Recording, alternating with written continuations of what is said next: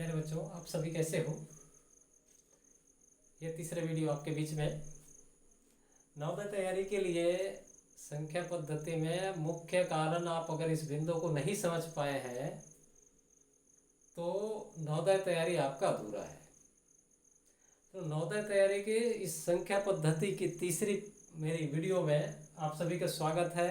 और सीखेंगे संख्याएं के प्रकार कौन कौन सा है। इसके बाद इन संख्याओं को प्रकार को समझ लेते हैं, फिर इनके ऊपर डिटेल से चलेंगे कि इसमें किस तरह के प्रश्न आते हैं। तो हमारे बीच में सबसे पहला प्रश्न है। पहला प्रश्न जो प्रकार है संख्या के प्रकार, जो संख्या के प्रकार है, संख्या के प्रकार, ये यहाँ पर पहला प्रकार दिया है प्राकृत संख्या। प्राकृत संख्या क्या करें, कौन सा है, क्या है प्राकृत संख्या समझने के लिए। जैसे कोई चीज़ को आप गिनते हो, आप कोई भी चीज़ को गिनना चालू करते हैं, जैसे चॉकलेट को गिने, बिस्किट को गिने, या एनीवंस किसी भी चीज़ को जो गिनते हो, तो वहाँ पर गिनते हो तो आप, जैसे मैंने यहाँ पर रखा है, मैंने बोला एक, ये गिनना चालू किया, इसको गिन सकता हूँ मैं। जिसको गिना जा सकता है वो कहलाता है प्राकृत संख्या। अर्थात ये जैसे किसी वस्तु को गिना हमने तो 1 2 3 4 5, अब ये होते होते होते होते आपका अनंत तक चले जाता है। ये कहलाता है प्राकृत संख्या।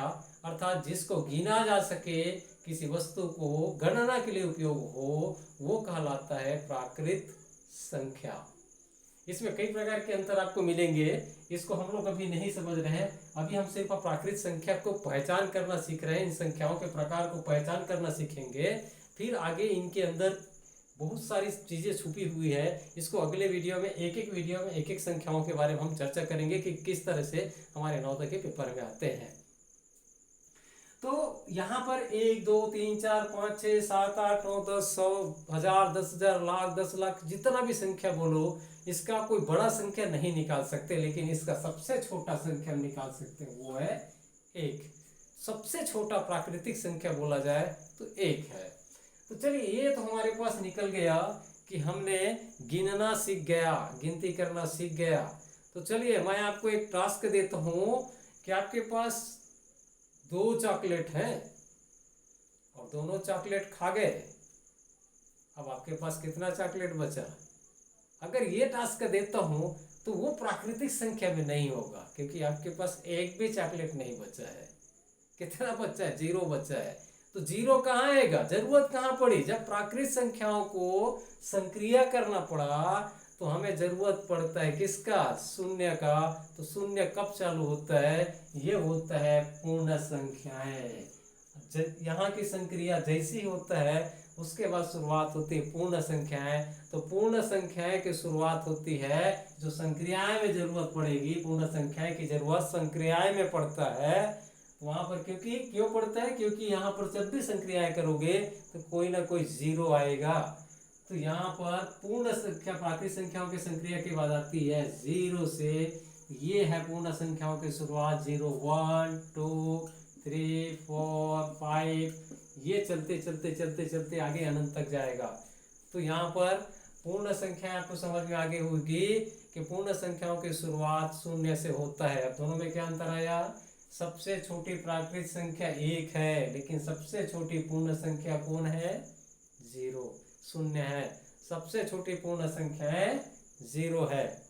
ये दोनों चीजें समझ में आ गई होंगी बच्चों।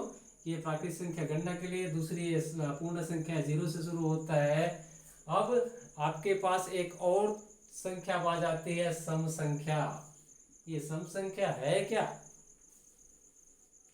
सम संख्या के लिए बहुत सारे बच्चों में एक कंट्रीब्यूशन ना हो। सम संख्याएं ऐसा है कि किसी वस्तु को अगर विभाजित करते हो, किसी भी वस्तु को, कितनी भी संख्या हो, जिसको 2 बराबर भागों में हम विभाजित कर सके, अर्थात बराबर बराबर भागों में हम बांट सके, तो वो कहलाता है सम संख्या। जैसे 1 है, इसको मैं एक ही पेन कह सकता हूँ, इसको 2 बराबर भाग में नहीं बांट सकता मैं, या तो इसको तोड़ना पड़ेगा, तोड़ना ना पड़े आपको, एक को हम नहीं बांट सकते।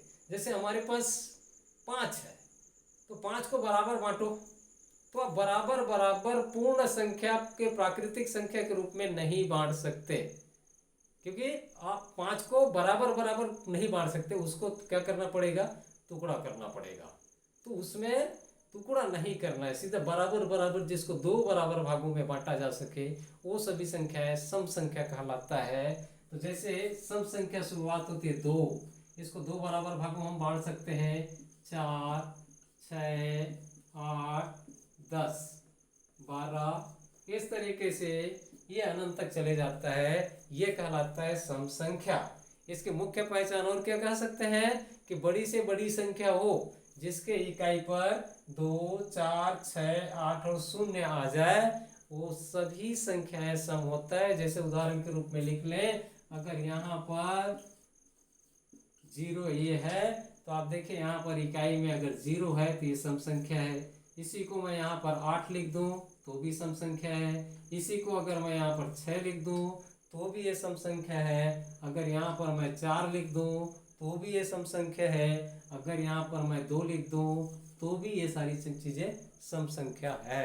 अर्थात जिनके इकाई पर 2, 4, 6, 8 और 0 आ जाए वो सभी संख्याएं सम होता है, क्योंकि इसको बराबर भाग में हम बांट सकते हैं या डिवाइड कर सकते हैं, ये सम संख्या कहलाता है। आगे चलते हैं बच्चों, विषम संख्या। विषम संख्या के बारे में बात करते हैं।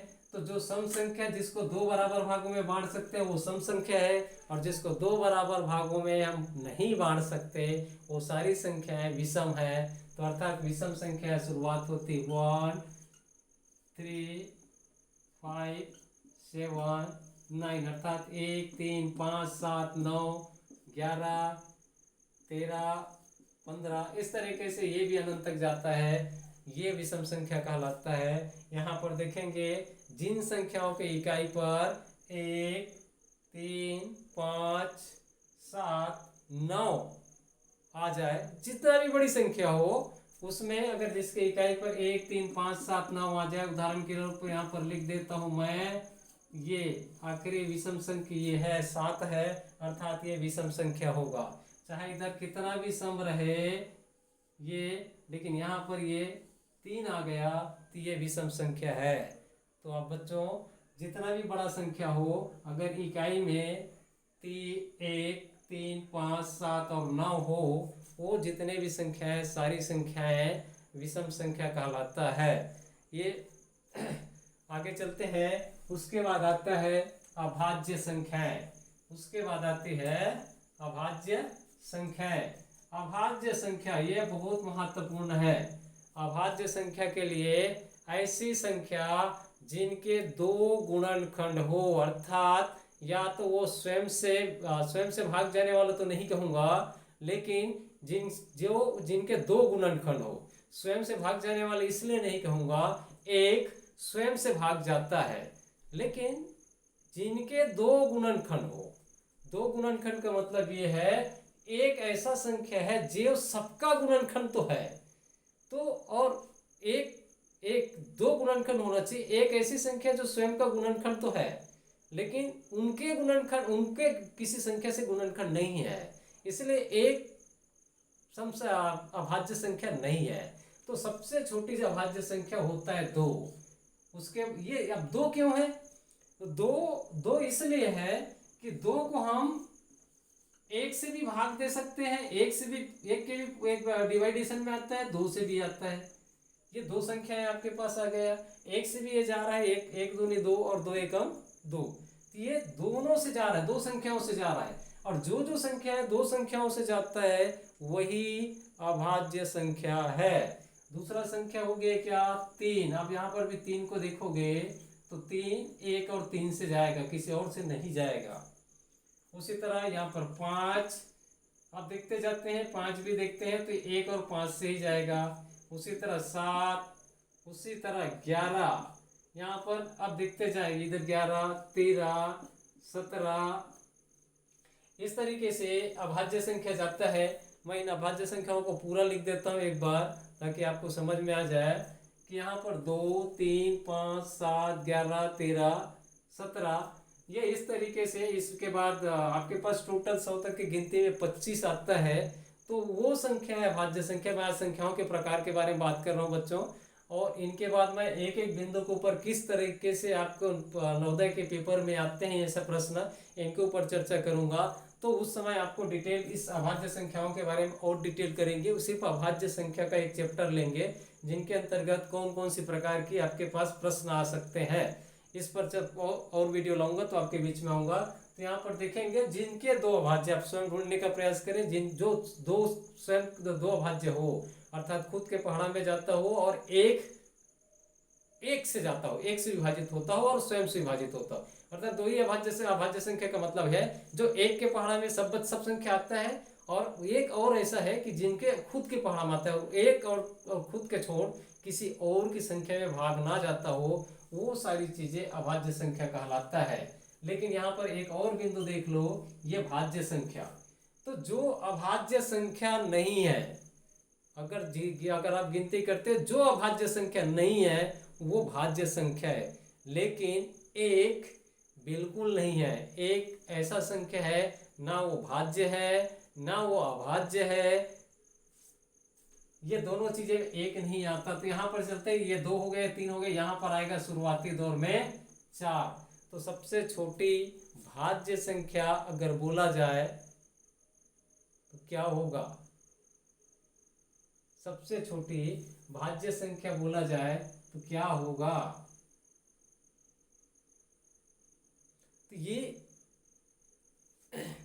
तो इन सब चीजों को आपको इनको सीखना होगा।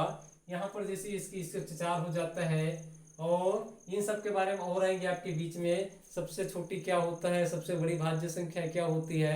तो हमें ये समझना है कि ऐसे संख्या जो एक दो संख्याओं के अतिरिक्त और अन्य संख्याओं से जाता है वो सभी संख्याएं भाज्य कहलाता है। जैसे 4 हो गया, 6 हो गया, 8 हो गया, 9 हो गया, इनके देखिए 2 से अधिक सभी भाज्य है। ये 2 से अधिक है, जैसे इसी का ले ले 4 का, तो 4 का भाज्य से अगर गुणनखंड निकाले तो 1 से भी जाता है, 2 से भी जाता है और 4 से भी जाता है, अर्थात 2 संख्याओं से अधिक है ये, इसलिए भाज्य संख्या है 6, 8, 9। अर्थात जो अभाज्य संख्या नहीं है बच जाता है वो सभी संख्याएं भाज्य संख्या कहलाता है। अब आगे चलते हैं, आपके बीच में आ गया है एक और 6वां नंबर पूर्णांक संख्या। इस पूर्णांक संख्या के बारे में बात करते हैं। पूर्णांक संख्या को दोबारा देखते हैं, यहाँ पर इसको देख लेते हैं। पूर्णांक संख्या, पूर्ण अंक। अब देखते हैं हम लोग संक्रियाएं जब करते हैं, इन दोनों का संक्रिया करते हैं, तो अगर हम लोग यहाँ पर लिख देते हैं कि 5 ऋण 7, इसकी भी जरूरत पड़ सकती है हमें, 5 ऋण 7। अब इसकी भी जरूरत पड़ेगी हमें संख्याओं की संक्रिया में, क्योंकि हमें अचानक हमारे पास 5 रुपए है, किसी ने हमसे 7 रुपया मांग लिया या हमने दे दिया, तो 5 रुपये का आपके पास लग रहे हो, 5 रुपये आप उधारी लिए हो किसी से, उन्होंने बोला भाई मुझे 7 रुपया दो, तो कहाँ से दोगे? तो आपके पास माइनस होगा, आपके पास माइनस होगा। तो इसीलिए ये ऋणात्मक संख्या की जरूरत पड़ेगी। ऋणात्मक संख्या की जरूरत इसलिए पड़ा है क्योंकि हमेशा हम धनात्मक संख्या की ओर नहीं चल सकते, हमारे पास कभी ऋणात्मक संख्या भी आ सकता है। तो उन ऋणात्मक का समाहित करने वाला पूर्णांक संख्या कहलाता है। तो इसकी सबसे प्रथम बीच की बिंदु कहलाता है 0, और ये इस तरीके से -1, -2, -3, ये इस तरह से घटते क्रम में चले जाता है। ये कि ये इधर ये बढ़ते क्रम में जाता है इधर, और ये घटते क्रम में जाता है इधर। 1, 2, 3, 4 ऐसा चलते जा रहे हैं। तो यहाँ पर ये माइनस भी पूर्णांक संख्या है। तो पूर्णांक संख्या की एक खासियत है, हम सबसे छोटी पूर्णांक संख्या नहीं निकाल सकते, ना ही हम इनकी सबसे बड़ी पूर्णांक संख्या निकाल सकते हैं। तो इन पूर्णांक संख्याओं के संक्रियाओं के बारे में आप आगे हम जैसे जब आपको बोला ही चर्चा करेंगे। तो ये पूर्णांक संख्याओं के बारे में भी बहुत सारी क्रिया करना पड़ेगा। जब पूर्णांक संख्या एक एक बिंदु के ऊपर पढ़ेंगे, ये सारी चीजें आपको सीखना बहुत अनिवार्य है। तो ये ऋण 3, ऋण 4, ऋण 5, ऋण 6 ऐसे इस तरीके से चलते जाता है। ये सभी पूर्णांक संख्या कहलाता है। ऋणात्मक भी रहता है, धनात्मक भी रहता है, उन संख्याओं को हम पूर्णांक संख्या कहते हैं। अब आती है 8वां नंबर, सह अभाज्य संख्या। सह अभाज्य संख्या का मतलब होता है, ये भी कई बार क्वेश्चन पूछा गया है आपके नवोदय में सह अभाज्य संख्या के बारे में। तो सह अभाज्य संख्या वह संख्या है जिनके गुणनखंड सिर्फ एक हो, जिनके मुख्य गुणनखंड या अपवर्तक एक हो, अर्थात ऐसे संख्याएं जिनके दोनों के गुणनखंड या अपवर्तक एक ही हो, तो वो कहलाता है अभाज्य सहअभाज्य संख्या। जैसे उदाहरण के तौर पर ले लेते हैं अपन, ये 5 और 6, 5 और 6 इन दोनों का अगर हम गुणनखंड निकालते हैं तो ये दोनों का एक छोड़ दूसरा नहीं है, अर्थात ये 5 और 6 ये क्या है, सहअभाज्य संख्या है। और कोई संख्या ले लेते हैं अपन, और कोई संख्या ले सकते हो आप, जैसे 8 और 15, 8 और 15 ये दो संख्याएं, आप दोनों को देखोगे तो दोनों का एक के छोड़ कोई दूसरे संख्या से नहीं जा रहा है। सिर्फ ऐसे संख्या को आपको बताना है, ऐसे प्राकृतिक संख्या अभाज्य संख्या कहा जाता है जिनके महत्तम समापवर्तक, जिनके महत्तम समापवर्तक एक हो। ये ध्यान रखेंगे, जिनके महत्तम समापवर्तक एक होना चाहिए, वो सभी संख्याएं अभाज्य संख्या सहअभाज्य संख्या कहलाता है। इनका महत्तम समापवर्तक जब निकालना शुरू करोगे तब ये सहअभाज्य संख्या आपको समझ में आ जाएगा। अर्थात ऐसे संख्याएं ऐसी दो संख्याएं जिनको भाग दें तो सिर्फ वो एक से ही जाएगा, किसी और से नहीं जाएगा। उदाहरण के तौर पर लिख देता हूं मैं यहाँ पर, अगर 8 के जगह मैं 8 और 12 लिख देता तो ये दोनों संख्या एक से तो जाता है, बट एक के छोड़ ये दोनों संख्याएं 4 से भी जाता है, 2 से भी जाता है, अर्थात 2-3 संख्याओं से जा रहा है, तो ये दोनों सहअभाज्य संख्या नहीं होगा। सहअभाज्य संख्या का मतलब होता है वो चाहे सम रहे या विषम रहे, लेकिन वो संख्याएं सिर्फ एक से विभाजित होना चाहिए, वही कहलाता है सहअभाज्य संख्या। अब आती है युग्म अभाज्य संख्या। ये नया होता है, कभी कभी बताया जाता है, इनके उपयोग भी बहुत कम किया जाता है, लेकिन बहुत लोगों को पता भी होगा, बहुत कम मात्रा में पाया जाता है, तो इसको भी हम लोग जान लेते हैं, कभी कभी हमारी जरूरत के अनुसार बढ़ जाए। युग्म अभाज्य संख्या वो है जिनमें सिर्फ 2 का अंतर हो। ऐसे अभाज्य संख्याएं जिनमें 2 का अंतर हो वो युग्म अभाज्य संख्या कहलाता है। जैसे अपन देखते हैं तो ये 2 और 3 तो दिख रहा है, लेकिन इन दोनों के बीच में गैप 1 का है, तो ये दोनों युग्म अभाज्य संख्या नहीं होगा। लेकिन 3 और 5 इन दोनों के बीच में 2 का अंतर है, तो ये दोनों युग्म अभाज्य संख्या है, ये दोनों युग्म अभाज्य संख्या है। 5 और 7 ये भी युग्म अभाज्य संख्या है। उसी तरह देखते हैं 11 और 13 युग्म अभाज्य संख्या है। अब इनके बाद आप चले तो 17 और 19 ये दोनों युग्म अभाज्य संख्या है, क्योंकि इन दोनों के बीच में 2 का अंतर है। आगे चलते जाएंगे तो आपको मिलेगा, अब कब मिलेगा और अभाज्य संख्या, युग्म अभाज्य संख्या, इधर जाते जाएंगे तो 23 होता है, आगे संख्या है 19, 23, 27, उसके बाद 27 नहीं होता, 29 और 31, तो 29, 31 युग्म अभाज्य संख्या होगा। उसके बाद आगे चलेंगे तो 37 बीच में आ जाता है, 41 अभाज्य संख्या है, 41 और 43 के बीच में भी 2 का अंतर है, तो ये युग्म अभाज्य संख्या है, 41 और 43 भी होगा। तो इस तरीके से आपके बीच में मैंने इतनी संख्याएं के बारे में जो नवोदय की जरूरत है उसके हिसाब से आपके बीच में रखा है। प्राकृतिक संख्या है, पूर्ण संख्या है, सम संख्या है, विषम संख्या, भाज्य संख्या, पूर्णांक संख्या, भाज्य संख्या, सहभाज्य और युग्म अभाज्य संख्या। तो प्यारे बच्चों, ये बातें आपको निश्चित रूप से समझ में आए होंगे और आपके लिए उपयोगी होगा, ये मेरा मानना है। और इन उपयोगी प्रश्नों को और आगे आएंगे हम अगली वीडियो लेकर के, सिर्फ प्राकृतिक संख्याओं के बारे में पढ़ेंगे। प्राकृतिक संख्याओं के बारे में क्या क्या संक्रियाएं होती है ये आपको अगले वीडियो में मिल जाएगा। तब तक के लिए गुड बाय, बहुत अच्छे होंगे। Thank you watching for me. और करते रहें, लाइक जरूर करें, सब्सक्राइब जरूर करें, कमेंट जरूर करें, बताएं कि आपको वीडियो कैसे लगेगा।